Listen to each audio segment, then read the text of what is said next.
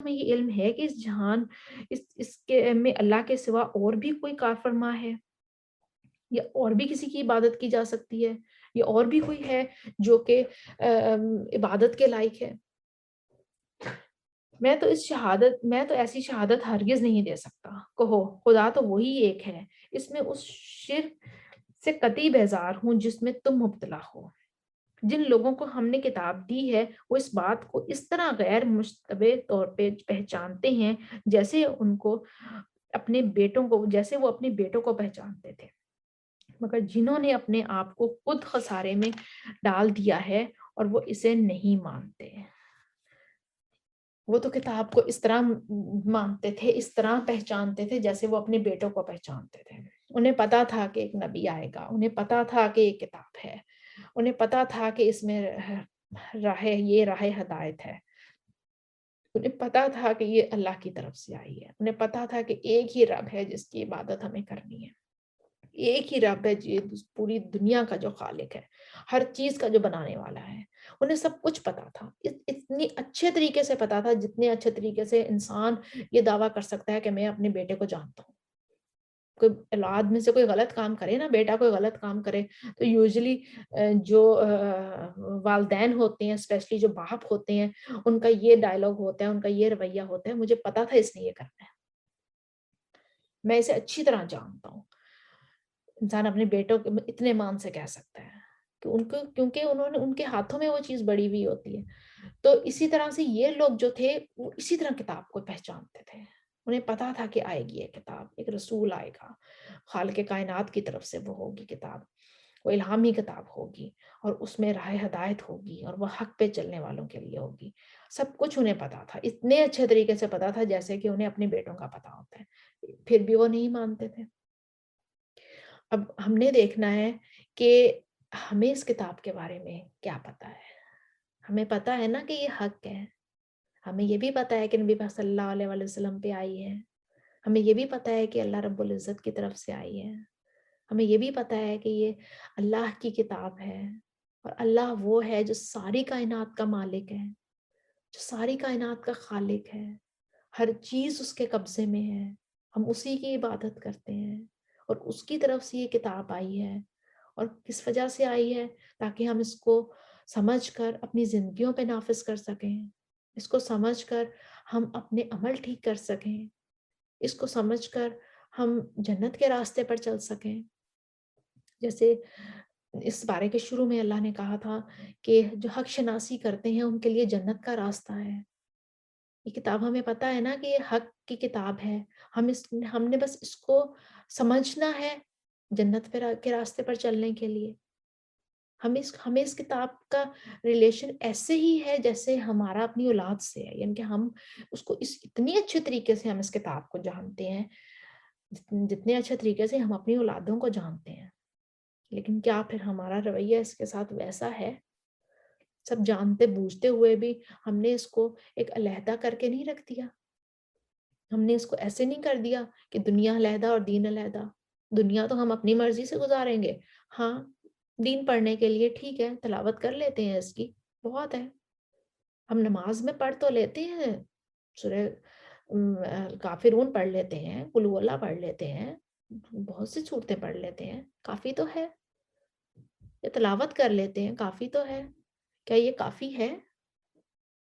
نہیں، کافی نہیں ہے جب تک ہم اس کو دنیا میں نہیں لے کر آئیں گے۔ اللہ نے یہ بھی کہہ دیا کہ رہبانیت نہیں مانگی میں نے، صرف یہ نہیں مانگا کہ صرف ایک طرف ہو کے قرآن پڑھتے رہو اور جنگلوں میں نکل جاؤ اور دنیا چھوڑ دو، نہیں، دنیا کا چھوڑنے کا بھی نہیں کہا، دنیا پہ چلنا ہے لیکن اس کتاب کے طریقوں پر چلنا ہے۔ اور اس شخص سے بڑھ کر ظالم کون ہوگا جو اللہ پر جھوٹا بہتان لگائے یا اللہ کی نشانیوں کو جھٹلائے؟ یقیناً ایسے ظالم کبھی فلاح نہیں پائیں گے۔ جس روز ہم ان سب کو اکٹھا کریں گے اور مشرکوں سے پوچھیں گے کہ اب وہ تمہارے ٹھہرائے ہوئے شریک کہاں ہیں جن کو تم اپنے خدا سمجھتے تھے، تو وہ اس کے سوا کوئی فتنہ نہ اٹھا سکیں گے کہ جھوٹا بیان دیں گے، اے ہمارے آقا تیری قسم ہم ہرگز مشرک نہ تھے، دیکھو اس وقت یہ کس طرح اپنے اوپر آپ جھوٹ گھڑیں گے اور وہاں ان کے سارے جو بناوٹی معبود ہوں گے وہ گم ہو جائیں گے، یہ تو ادھر ہی رہ جائیں گے دنیا کے بنائے ہوئے شریک جو ہیں۔ اب جن بھی قبروں سے، جن بھی پیروں سے، جن بھی بزرگوں سے ہم اپنی حاجات پوری کرواتے ہیں، یا جن قبروں پہ جا کے ہم اپنی حاجات مانتے ہیں، یا جو بھی ہمارے ہیں، دنیا بھی معبود ہے، دنیا کے ساتھ بھی ہم شرک کرتے ہیں، دنیا کو اللہ کے برابر لا کے کھڑا کر دیتے ہیں، کیا دنیا کیا کہے گی، لوگ کیا کہیں گے؟ یہ سارے ہم نے شریک بنائے ہوئے ہیں اللہ کے ساتھ۔ ہم اپنے ہمارا نفس بھی اللہ کے ساتھ ہم شریک بنا کے کھڑا کر دیتے ہیں، ہمارا دل نہیں کر رہا، ہمارا دل ابھی اس کام کو نہیں کر رہا، جب اللہ توفیق دے گا تو ہم کر لیں گے، جب اللہ توفیق دے گا تو ہم حجاب شروع کر دیں گے، جب اللہ توفیق دے گا تو ہم نمازیں پڑھ لیں گے۔ تو یہ چیزیں ہم نے اپنے دل کو اللہ کے برابر لا کے کھڑا کر دیتے ہیں، کہ ہم دل کی بات اور ایک اللہ کی بات، دل کی بات مانتے ہیں، جب اللہ کی توفیق دے گا تو اللہ کی بھی مان لیں گے۔ اب قیامت والے دن جب اللہ ان سے پوچھے گا تو وہ کہیں گے نہیں نہیں اللہ تعالیٰ، ہم تو بالکل بھی شرک نہیں کرتے تھے، ہم تو تیری بات مانتے تھے۔ تو اس وقت ان کے بناوٹی جو معبود ہوں گے وہ سارے گم ہو جائیں گے، سو کوئی ان کی مدد کے لیے نہیں پہنچ پائے گا۔ ان میں سے بعض لوگ ایسے ہیں جو کان لگا کر تمہاری بات سنتے ہیں، مگر حال یہ ہے کہ ہم نے ان کے دلوں پر پردے ڈال رکھے ہیں، جن کی وجہ سے وہ اس کو کچھ نہیں سمجھتے، اور ان کے کانوں میں گرانی ڈال دی ہے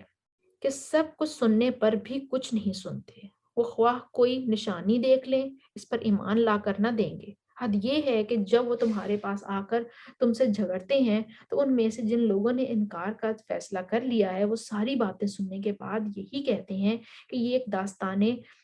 ایک داستان کے سوا اور کچھ بھی نہیں ہے، اور اس امر حق کو قبول کرنے سے لوگوں کو روکتے ہیں اور خود بھی اس سے دور بھاگتے ہیں، اور سمجھتے ہیں کہ اس حرکت سے وہ تمہارا کچھ بگاڑ نہیں سکتے، حالانکہ دراصل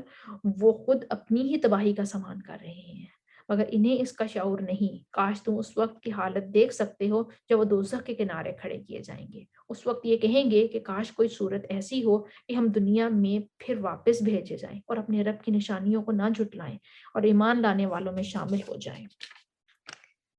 در حقیقت یہ بات وہ محض اس وجہ سے کہیں گے کہ جس حقیقت پر انہوں نے پردہ ڈال رکھا تھا وہ اس وقت بے نقاب ہو کر ان کے سامنے آ چکی ہوگی، ورنہ اگر انہیں سابقہ زندگی کی طرف واپس بھیجا جائے تو پھر وہی سب کچھ کریں گے جس سے انہیں منع کیا گیا تھا۔ وہ تو ہیں ہی جھوٹے، اس لیے اپنی اس خواہش کے اظہار میں بھی جھوٹ ہی سے کام لیں گے۔ آج یہ لوگ کہتے ہیں کہ زندگی جو کچھ بھی ہے بس یہی ہماری زندگی، دنیا کی زندگی ہی ہے، اور ہم مرنے کے بعد ہرگز دوبارہ نہ اٹھائے جائیں گے۔ کاش وہ منظر تم دیکھ سکو جب یہ اپنے رب کے سامنے کھڑے کیے جائیں گے۔ اس وقت ان کا رب ان سے پوچھے گا کہ یہ حقیقت نہیں ہے؟ یہ کہیں گے ہاں اے ہمارے رب، یہ حقیقت ہی ہے۔ وہ فرمائے گا اچھا، تو اب اپنے انکار حقیقت کی پاداش میں عذاب کا مزہ چکھو۔ جن کو نہیں یقین اٹھنے کا، جن کو قیامت پہ یقین نہیں ہے، وہی جو ہے وہ اللہ کی آیات کو سائڈ پہ کر کے دنیا اپنی مرضی سے گزارتے ہیں۔ جن کو آخرت کا یقین ہو جائے، جن کو آخرت کا یقین ہو جائے تو وہ ہو نہیں سکتا کہ اس کے اعمال میں بہتری نہ آنی شروع ہو جائے۔ جس کو یہ یقین نہ ہو جائے کہ ہمیں ایک دن اللہ کے سامنے پیش ہونا ہے، اس سوچ سے ہی دل کانپ اٹھتے ہیں کہ ایک ٹائم آئے گا کہ ہمیں اللہ کے سامنے پیش ہونا ہے۔ اس وقت اللہ نے کوئی پوچھ لیا، کوئی بات پوچھ لی کہ ہم نے وقت کیسے گزارا، ہم نے اپنی جوانی کہاں گزاری، ہم نے اللہ نے ہمیں ذہین بنایا، اللہ نے ہمیں لکھنا پڑھنا سکھایا، ہم نے کس راستے میں خرچ کر لیا، ہم نے اپنا مال کس راستے میں خرچ کر لیا، تو ہمارے پاس کیا جواب ہوگا؟ جیسے ایک حدیث بھی ہے کہ نبی پاک صلی اللہ علیہ وسلم نے کہا کہ جس طرح لوہے کو زنگ لگ جاتا ہے اس طرح دلوں کو بھی زنگ لگ جاتا ہے۔ تو صحابہ کرام نے فرمایا کہ اچھا زنگ لگ جاتا ہے تو پھر اس کا علاج کیا ہوگا؟ ٹھیک ہے نا، زنگ لگ جاتا ہے تو پھر اس کا ہم علاج کس طرح سے کریں؟ جیسے تو نبی پاک صلی اللہ علیہ وسلم نے کہا کہ موت کو یاد کرنے سے، اس کا علاج ہے موت کو یاد کرنا۔ اور قرآن کے ہر صفحے پہ آپ دیکھ لیں، ہر جگہ پہ قرآن میں موت کا ڈائریکٹلی یا انڈائریکٹلی کہیں نہ کہیں ذکر آیا ہے۔ موت کے بعد کبھی اٹھائے جانے کا، کبھی قیامت کا، کبھی آخرت کے دن کا، کبھی کسی نہ کسی کبھی حساب کتاب کا، کسی نہ کسی طریقے سے یہ بار بار یہ یاد دہانی دلائی جا رہی ہے کہ ہمیں ادھر ساری عمر نہیں بیٹھے رہنا، ہمیں اللہ کے سامنے پیش ہونا ہے، ہمیں اپنے اعمال کا جواب دہ ہونا ہے۔ اور یہ ہمارے اعمال پہ ہے، ہماری سوچوں پہ ہے کہ ہم نے کیسے زندگی گزاری اور وہاں جا کے پھر ہم نے کیسے کیا کرنا ہے۔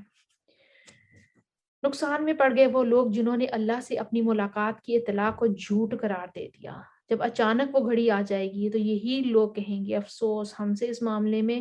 کیسی تقصیر ہو گئی، اور اس کا حال یہ ہوگا کہ اپنی پیٹھوں پر اپنی گناہوں کا بوجھ لادے ہوئے ہوں گے۔ دیکھو کیسا برا بوجھ ہے جو یہ اٹھائے جا رہے ہیں۔ دنیا کی زندگی تو ایک کھیل اور تماشا ہی ہے۔ اس کا یہ مطلب نہیں کہ دنیا کی زندگی میں کوئی سنجیدگی نہیں ہے، یہ محض کھیل اور تماشے کے طور پر بنائی گئی ہے۔ دراصل اس کا مطلب یہ ہے کہ آخرت کی حقیقی اور پائیدار زندگی کے مقابلے میں یہ دنیا کی زندگی ایسی ہے جیسے کوئی شخص کچھ دیر کھیل اور تفریح میں دل بہلائے اور پھر اصل سنجیدہ کاروبار کی طرف واپس آ جائے۔ اس سے کھیل اور تماشے سے تشبیہ اس لیے بھی دی گئی ہے کہ جہاں حقیقت کے مخفی ہونے کی وجہ سے بے بصیرت اور ظاہر پرست انسانوں کے لیے غلط فہمیوں میں مبتلا ہونے کے بہت سے اسباب موجود ہیں، اور ان غلط فہمیوں میں پھنس کر لوگ اصل جو ان کا کام ہوتا ہے وہ بھول جاتے ہیں اور ایسے عجیب طرز عمل اختیار کرتے ہیں جن کی بدولت ان کی زندگی محض ایک کھیل اور تماشا بن کر رہ جاتی ہے۔ یہاں پہ اللہ نے کہا کہ دنیا کی زندگی ایک کھیل اور تماشا، اس کا یہ مطلب نہیں ہے کہ بس فن، لائف از فن، جو ہماری یوتھ کا ایک ڈائلاگ ہوتا ہے کہ جس life is fun, we are here to make fun. نہیں، دنیا کی زندگی کھیل تماشا ایسے نہیں ہے۔ دنیا کی زندگی ایسے ہے کہ آخرت اتنی سخت ہے کہ اس کے مقابلے میں لگے گی کہ دنیا میں تو کچھ تھا ہی نہیں۔ جیسے انسان کی دعا قبول نہیں ہوتی تو انسان گھبرا جاتا ہے کہ کیوں نہیں دعا قبول ہوئی، اور شکوے شکایتیں بھی اللہ تعالیٰ سے کرنے لگتا ہے۔ اللہ تعالیٰ سے وہ تعلق بھی وہ باقی نہیں رکھتا جو اس کو دعا کرنے سے پہلے تھا۔ قیامت والے دن جب وہ دیکھے گا کہ جو اس کی دعائیں نہیں قبول ہوئی ان کا کتنا زیادہ اجر ملا ہوا ہے، تو وہ اس وقت یہ خواہش کرے گا کہ اللہ تعالیٰ میری دنیا میں کوئی بھی دعا قبول نہ ہوتی، اتنا اجر مجھے ادھر مل، دنیا کی حقیقت وہاں جا کے اس کو پتہ چلے کہ دنیا کی تو کوئی حقیقت ہی نہیں تھی، کیونکہ اتنا اجر ملنا تھا نہ قبول ہوئی دعاؤں کا، تو دنیا میں کوئی بھی دعا قبول نہ ہوتی، ساری ادھر ہی مجھے مل جاتا اس کا اجر۔ حقیقت میں آخرت ہی کا مقام ان لوگوں کے لیے بہتر ہے جو ضیاءکاری سے بچنا چاہتے ہیں۔ پھر کیا تم لوگ عقل سے کام نہ لوگے؟ اے نبی پاک صلی اللہ علیہ وآلہ وسلم، ہمیں معلوم ہے کہ جو باتیں یہ لوگ بناتے ہیں ان سے تمہیں رنج ہوتا ہے، لیکن یہ لوگ تمہیں نہیں جھٹلاتے، بلکہ یہ ظالم دراصل اللہ کی آیات کا انکار کرتے ہیں۔ واقعہ یہ ہے کہ جب تک محمد صلی اللہ علیہ وآلہ وسلم نے اللہ کی آیات سنانی شروع نہ کی تھیں، آپ کی قوم کے سب لوگ آپ کو امین اور صادق سمجھتے تھے اور آپ کی راست بازی پر کامل اعتماد رکھتے تھے۔ انہوں نے آپ کو جھٹلایا اس وقت جب کہ آپ نے اللہ کی طرف سے پیغام پہنچانا شروع کیا، اور اس دوسرے دور میں بھی ان کے اندر کوئی شخص ایسا نہ تھا جو شخصی حیثیت سے آپ کو جھوٹا قرار دینے کی جرات کر سکتا ہو۔